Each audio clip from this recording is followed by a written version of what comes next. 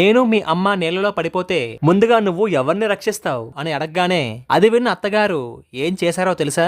ప్రతిరోజు కోవిలికి వెళ్లి వచ్చే అలవాటున్న ఒక 50 ఏళ్ల ఆవిడ సడన్ గా కోవిలికి వెళ్లడం మానేసి ఈత నేర్చుకోవడం కోసం స్విమ్మింగ్ పూల్ కి వెళ్లడం మొదలుపెట్టింది. అది చూసిన ఇరుగు పరుగు ఆశ్చర్యపోయి ఇలా అడిగారు, ఉన్నట్టుండి మీరు ఈత నేర్చుకుంటున్నారు, ఎందుకని, కారణం ఏమిటి అని అడిగారు. దానికి ఆవిడ సమాధానంగా, ఇంట్లో నా కొడుకు కోడలు పోట్లాడుకున్నప్పుడల్లా నా కోడలు మా వాడిని అడుగుతూ ఉంటుంది, నేను మీ అమ్మ ఒకేసారి నీళ్ళలో పడిపోతే నువ్వు ముందు ఎవరిని కాపాడతావు అని. ఈ మాటలు విని విని నేను మా అబ్బాయిని ఇబ్బందికర పరిస్థితుల్లోకి ఎందుకు పడేయడం అనుకొని నేను ఈత నేర్చుకుంటున్నాను అని సమాధానం చెప్పింది ఆవిడ. కొంతకాలం తర్వాత మళ్ళా మా అబ్బాయి కోడలు గొడవ పడ్డారు. మళ్ళీ నా కోడలు అదే ప్రశ్నని మా అబ్బాయిని అడిగింది, నేను మీ అమ్మ నీళ్లలో పడిపోతే ముందుగా నువ్వు ఎవరిని కాపాడతావు అని. అది విన్న నా కొడుకు తన భార్యకి ఇలా సమాధానం చెప్పాడు, ఒకవేళ నువ్వు మా అమ్మ నీళ్లలో పడిపోతే నేను నీళ్లలోకి రావాల్సిన అవసరమే లేదు, ఎందుకంటే